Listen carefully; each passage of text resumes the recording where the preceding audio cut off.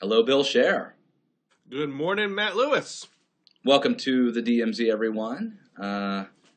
As we anxiously prepare for a looming storm here in your nation's capital, and a potential storm in the world of politics, with just Iowa now days, out. So not weeks, but just days away. So good to talk to you, Bill. And Now, how are things in northern DMZ? Northern DMZ is chilly, but it looks like we're going to get grazed by this storm. It's a little unclear how much we'll get, but it's definitely Bernie mania where I am. There's actually a front page story in the local paper how Northampton and Amherst are big for Bernie. But I gotta say, Matt, I know we usually don't do the self promotion right off the top, Yeah. but I think last week I said that your book, Too Dumb to Fail, could not be more perfectly timed. And then Sarah Palin endorses Donald Trump, and I say to myself, is this man the luckiest man in the universe? How could someone know a year ago, writing this book, that the Yeah. Republican Party would be at peak stupidity days before the book drops January 26th? This could not be. It's like you and Donald Trump had a meeting. How could you do the dumbest thing possible before my Too Dumb to Fail book comes out? So congrats to you for your prescience. Thank you. Dr. Russell Moore, the Southern Baptist Convention guy, did a little review. Not really a review. It was a preview of books he wants to read in 2016. And when he was talking about my book, he started off by saying, I don't gamble, but Matt Lewis should buy a Powerball ticket because he's the luckiest man on the face of this earth. So did you watch the spectacle? Oh yeah, it was something, man. It's weird. Like Palin has really regressed. I mean, And as you mentioned yourself, your previous book was an ode to Palin. You were yeah, making the case that Palin was smarter than people were giving her credit for. Yeah, it was a collection of her quotes, and she's much more eloquent than people remember. I mean, she had an 88% approval rating in Alaska, and I think that that she was really done a disservice by being picked as McCain's running mate, thrust in the deep end of the pool. I think that she wasn't ready for that, and rather than sort of taking the time to bone up, I think she became sort of radicalized and resentful, and she's actually gotten worse. I mean, I was at the convention in Minneapolis in '08, and when she spoke, and it's one of the best speeches I've ever heard in my life. It was incredibly powerful. And the speech she gave with the Donald Trump endorsement was like beat poetry. And she actually reminds me, it's weird, she actually reminds me of like an aging hippie mom now. And it's funny, all the talk about the establishment man. It's weird. There's actually like this interesting parallel between the way that like 1960s hippies talked about the establishment and the man, and the way that like Sarah Palin now talks about it. So it's really weird. You want to talk about somebody who had so much potential and so much wasted potential, Sarah Palin. Well, so But I'm glad for the book, Washington, so. in Washington conservative circles, which you circulate, were people appalled by the Sarah Palin spectacle, or is there still Sarah Palin love inside the conservative beltway? No, I think that almost everyone has now sort of dismissed her as a joke at this point, as performance art. And it was a long time coming. I mean, she maintained. But the entire Trump campaign is right wing performance art, so it does fit. Well, it's interesting because, Ted Cruz is a populist conservative, and Donald Trump is a populist. And I think it's very clear that although Sarah Palin's a populist conservative, she's more populist than she is conservative. And so on one hand, I understand that there might be a media calculation for endorsing Trump. Like, I think that if Palin wants to generate buzz and remain relevant, endorsing Cruz would have been like a minor blip on the radar, but endorsing Trump was sort of guaranteed to garner her more attention. But even putting that aside, I actually think that it made more sense stylistically or ideologically. Palin is more of a populist than she is a conservative. And I think Todd actually, unless I'm mistaken, was part of like a third party Alaska campaign. So this actually makes sense. And it is really interesting what's happening on the right and the left, where you have a socialist doing really well, and then you have a sort of a nationalist doing well on the right. It's weird. It's kind of like the Europeanization of American politics. It's kind of a disturbing trend. And I think Palin sort of endorsed Le Pen recently, or at least had some kind words. So this is part of a larger trend. Now, you and other conservatives, other candidates, have tried to go after Trump to say, look, this guy's not really a conservative. Rush Limbaugh, who styles himself as the leader of the Institute for Conservative Studies, the voice of national conservatism, and he made comments yesterday in reaction to the Palin endorsement speech, and he has the transcript up on his website, so I'm going to read part of that. That struck me as a very strange thing for Rush Limbaugh to say. He says, I think what's actually being revealed here is that the Republican Party itself, and even some of the conservative intelligentsia, has misjudged and overestimated the conservatism of the base negatively. They have a negative connotation of conservatism. They don't like it, obviously. They think it's the pro-lifers, the social issues. That's what they think conservatives are, and that's all they are. And they're embarrassed of them. Don't like going to the convention with them, and their wives nag them about it. And what's being discovered here by virtue of the Trump candidacy is that their misunderstanding is that this misunderstanding is being exposed. It's now out in the open that the Republican conservative base is not monolithically conservative. It has lots of components that have been lumped together as conservative maybe for the past 30 years. And there are people who think that this masquerade's over. It's good that it's over. That the idea that conservative is one type of thinking, one person, and a monolithic thing. Some people think it's a great idea to have us blown up. I think the best way to explain it is that there are a lot of people in this country who are conservative.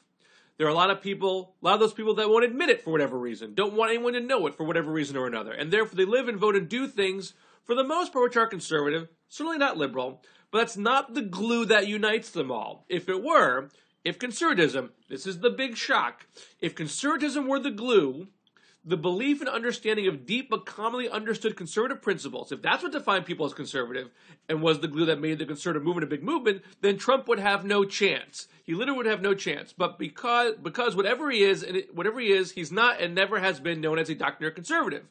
But neither is John McCain. Neither is 90% of the Republican Party. So it's not a criticism.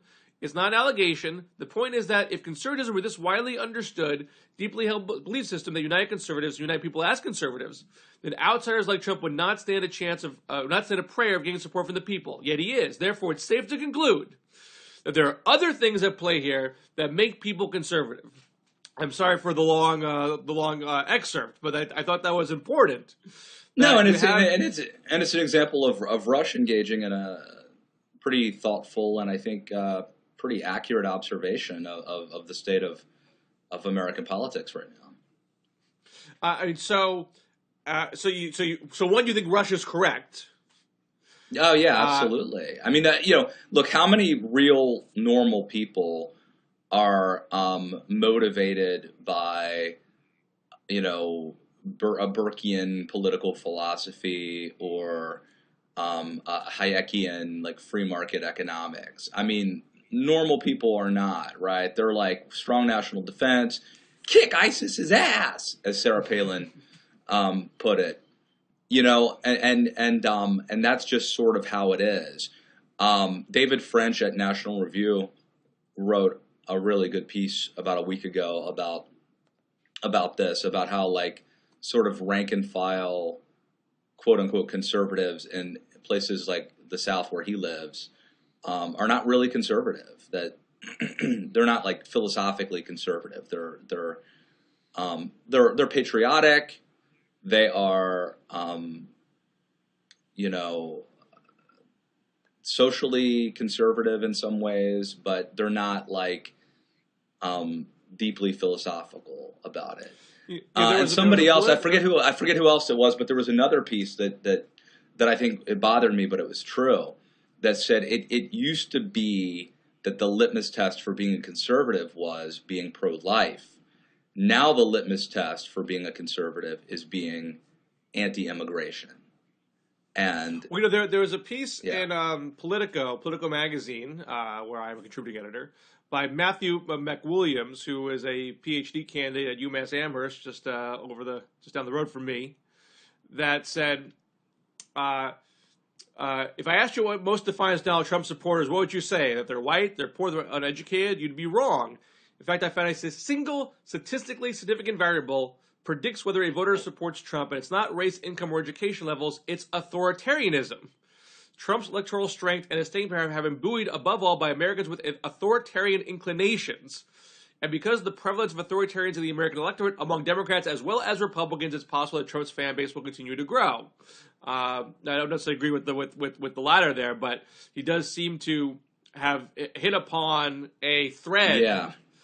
that is not traditional conservatism per se. No, I think that's true. But this is not entirely new. I mean, it goes back to like Nixon's Law and Order sort of stuff.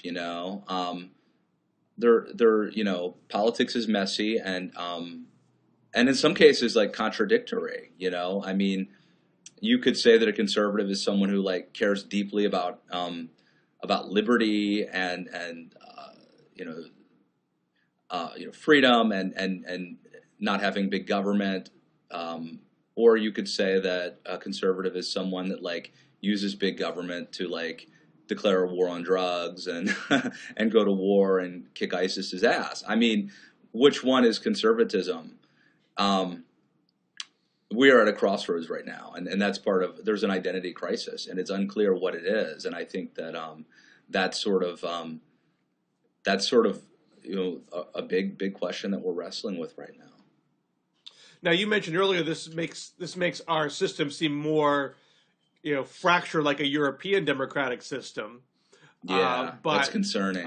That's concerning. But the way American politics generally works is that these factions materialize during primaries, and somebody wins those primaries, and then you have essentially two-party race after that, and those divisions essentially heal well enough to get through that election. So you don't have a complete splintering, and it makes it very unwieldy to govern afterwards.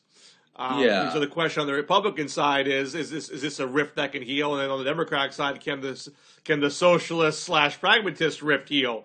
But staying on the Republicans for the moment, does the Palin endorsement at minimum make it hard for Cruz? I mean, the Cruz theory, he said it explicitly to donors when the recording came out, that if the establishment is fractured between Bush, Rubio, Christie, Kasich, and conservatives unite behind him, then we can have a real movement conservative as the Republican nominee.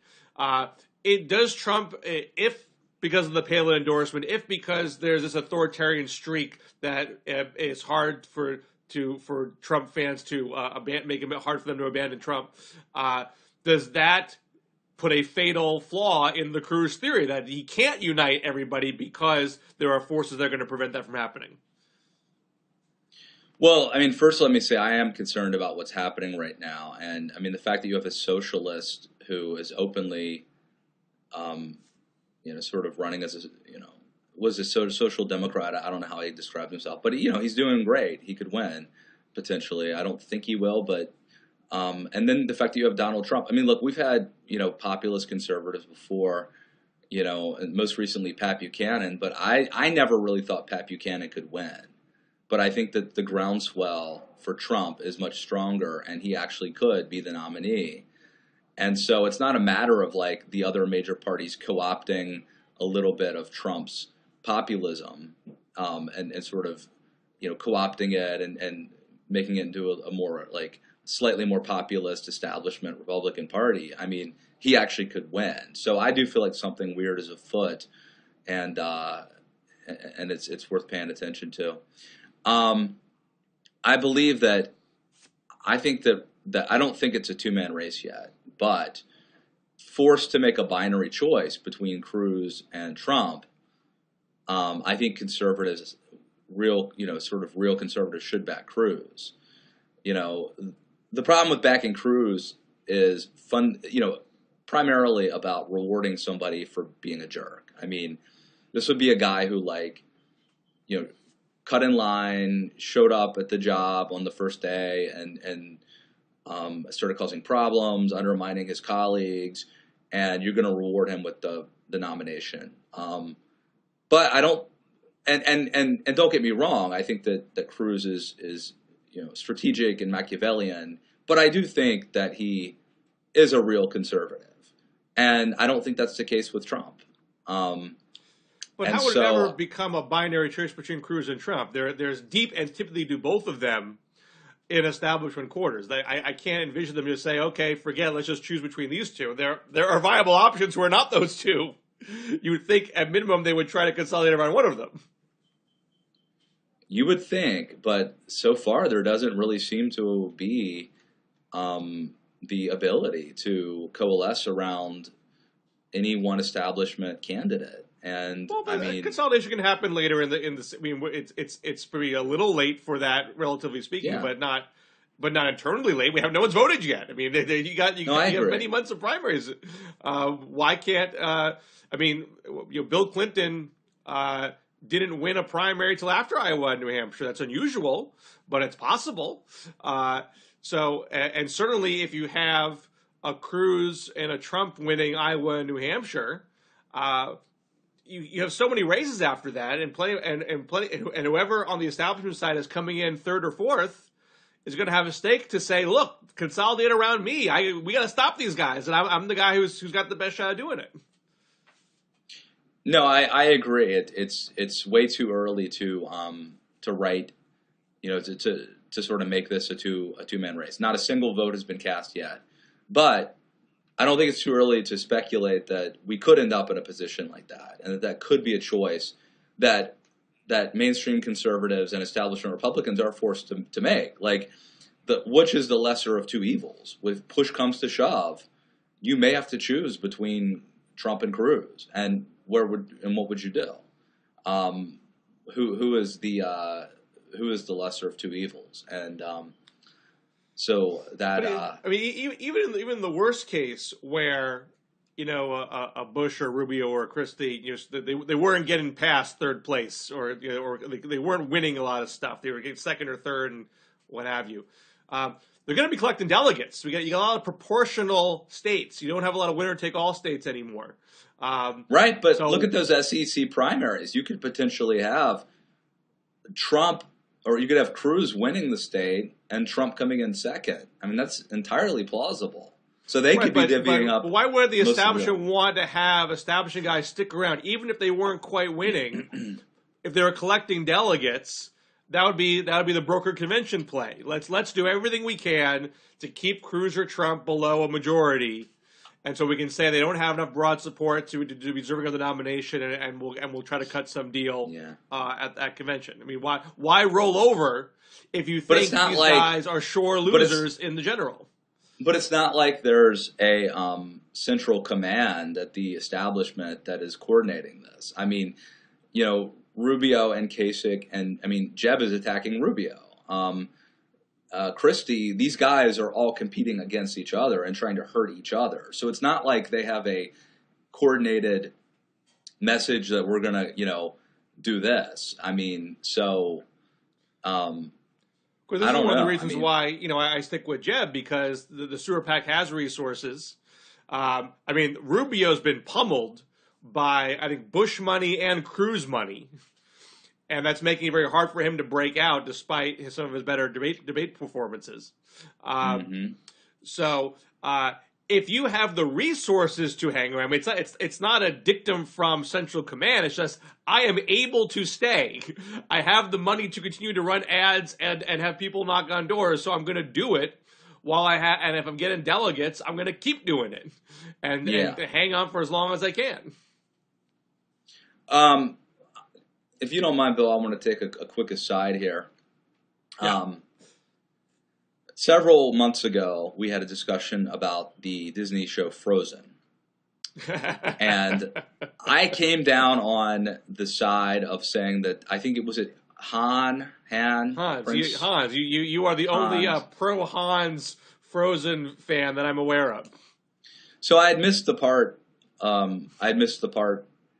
Where he said that he was trying to kill the princess.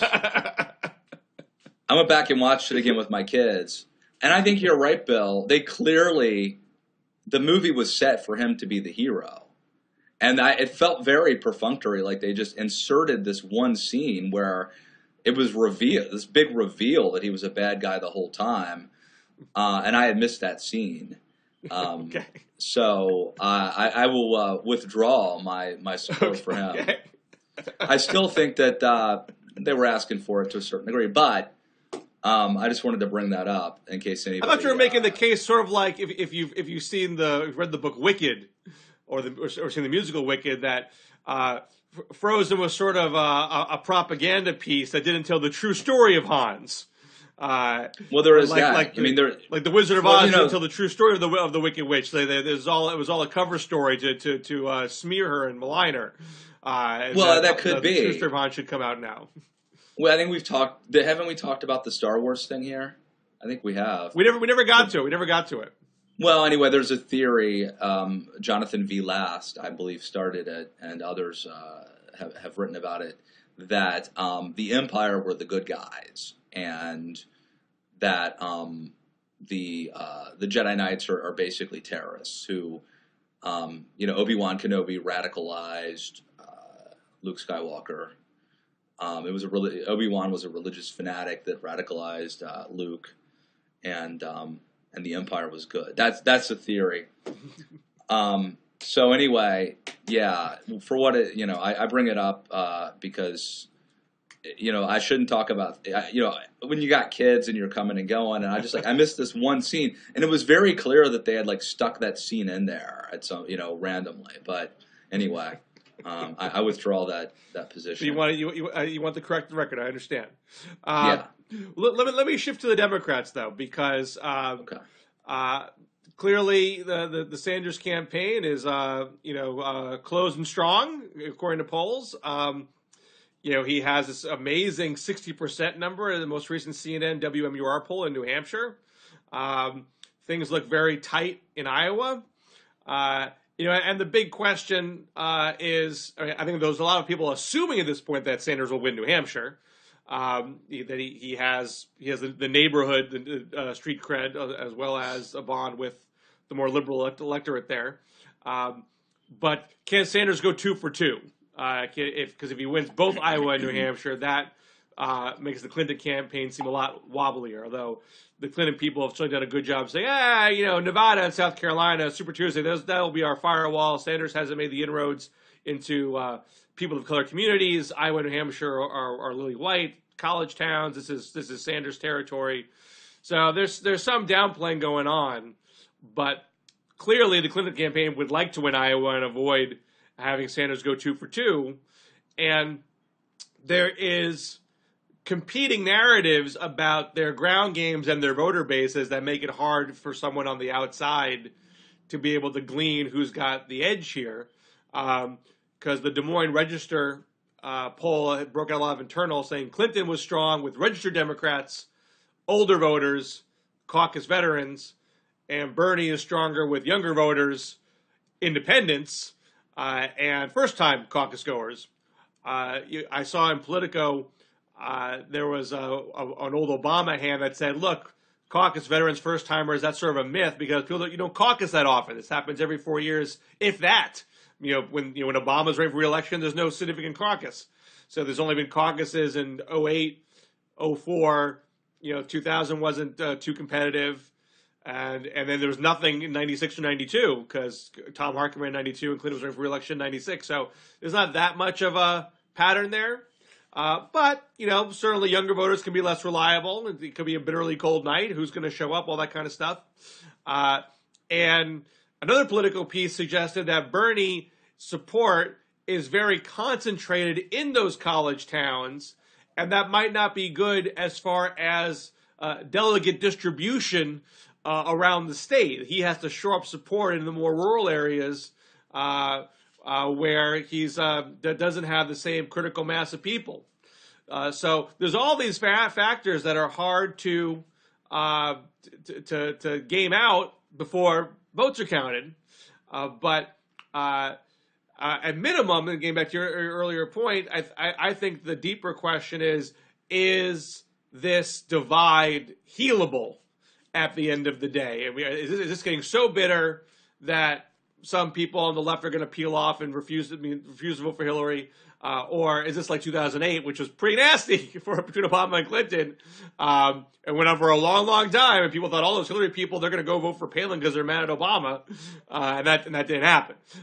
People eventually get over it and say, I don't want the Supreme Court to go the other way, and I'm just going to suck it up and stick with my party.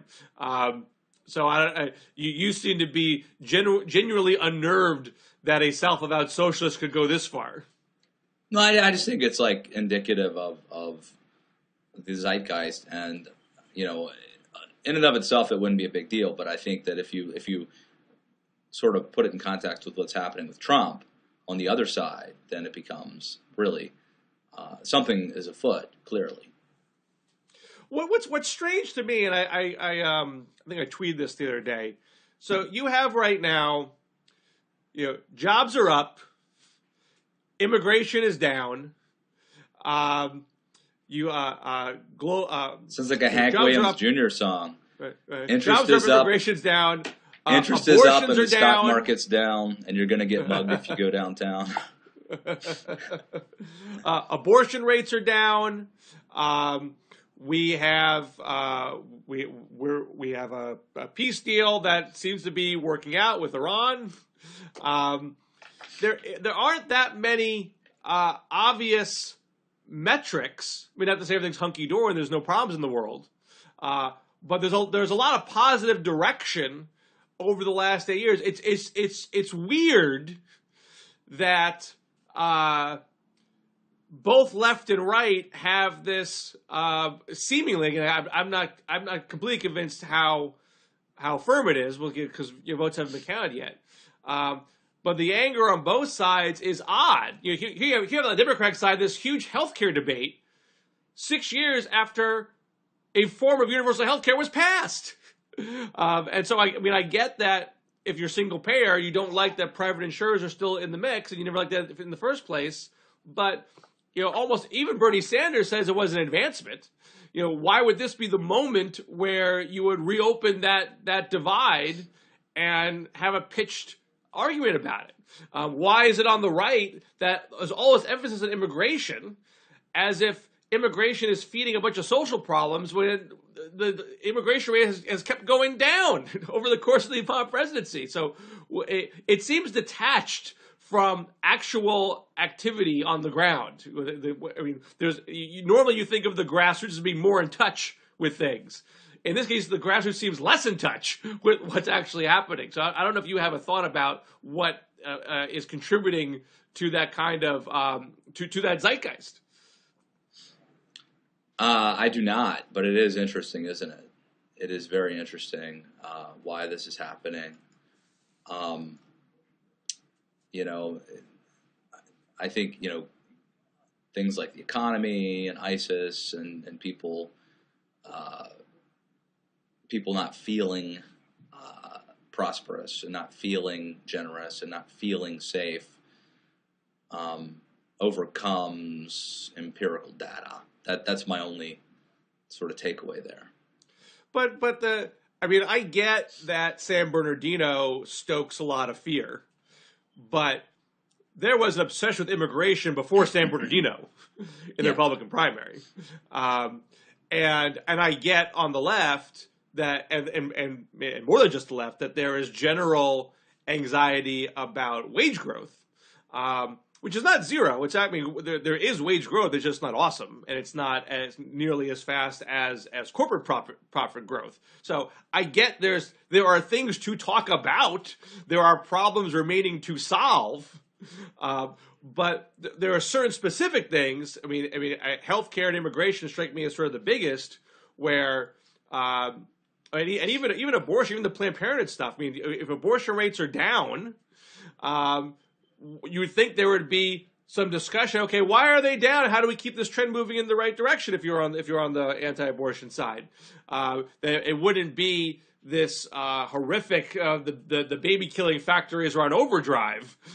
We have to stop the carnage. You know, something's working right. So let's figure out what that is. If immigration is going down, well, why is that happening? Let's see how we can build on that as opposed to, oh my God, they're overrunning the border and all is lost. And on healthcare, I mean, again, you want single payer, you have to acknowledge that a lot more people are insured than were insured 8 years ago. Something was right. Something worked well. How do you build on that? I get it. I mean, as flustered and flummoxed as I seem, I do understand that there is a historical pattern of when there is an advancement for people to be disgruntled that it's not far and fast enough. This happened with Social Security with FDR. There's a whole Townsend movement that cropped up complaining that FDR's Social Security was woefully insufficient, that persisted throughout much of his presidency. So that it actually is not that strange, but the rational side of my head still thinks it's strange. I don't get why people gravitate to that thinking. All right. Something to keep an eye on. Sorry, Bill. I'm exhausted. I'm exhausted, guys. I'm at the end of this book. You got a lot going on. I understand. Yeah. Getting ready to. I'm not going to see you for a while. At least a week. Yeah, at least a week. What's that? At least a week. Yeah, I'll definitely be off next week. Yeah. For those who can't hear Matt do a plug next week on the actual book release day, you should. This is the last pre-order moment. If you don't pre-order it now, you're not going to be the first one on the block. You're gonna have to go wait in line at a bookstore. Who knows how long that's going to take? What an ordeal! So much easier just to pre-order. Come on, right? Everyone knows that. You know, it doesn't have to be Amazon. You know, you don't have to go with a sweatshop. You can order it online from an independent bookstore. There are plenty of ways to do that. You know, you have choices. But now's the time. Now's at peak Republican dumbness. Now is the time to assess what can be done. Yeah, and there are other people all of a sudden, because this has become the hot topic, who are writing, hot takes on this. But we spent many a month, if not years, honing this. So this is your definitive go-to. And the timing could not be better. Again, it's like I created Donald Trump in my basement. It's unbelievable. All right, sir. Well, all right, good buddy. luck. Good luck on the tour. Thank you. And we'll talk soon. All right. See you guys.